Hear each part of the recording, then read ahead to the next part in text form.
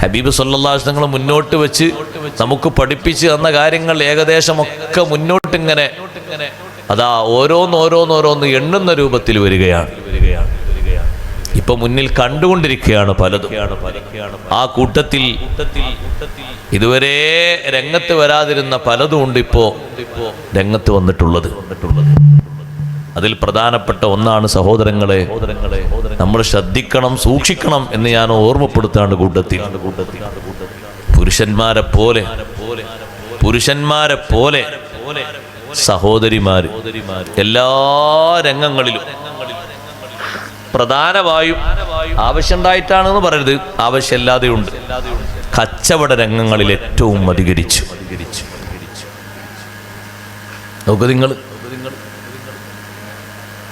ഒരു ടെക്സ്റ്റൈൽസിൻ്റെ, ഒരു ജ്വല്ലറിൻ്റെ, ഒരു കടൻ്റെ ഒക്കെ ഒരു വാതിൽ തുറന്നു കൊടുക്കാൻ ഒരാണിനെ നിർത്തിയാലും വാതിൽ മുന്നോട്ട് തുറക്കാൻ കഴിയും, ആഫിയത്തും ഉണ്ടാവും, പിന്നെ ആൾക്കാർ സ്വീകരിക്കാനും കഴിയും.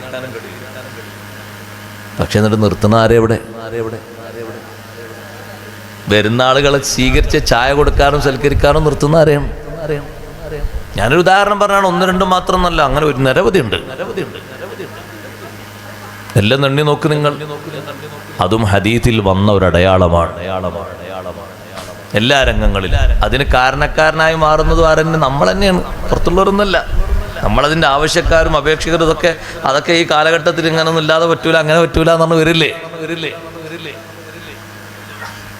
ഓരോന്നും നമ്മുടെ കൂട്ടത്തിലും നമ്മുടെ കുടുംബത്തിലും ഇസ്ലാമിന് നിരക്കാത്ത കാര്യങ്ങൾ അത് എതിർക്കണമെങ്കിൽ അതിന് അനിവാര്യമായ ഒരു വിഷയം ഇൽമാണ്.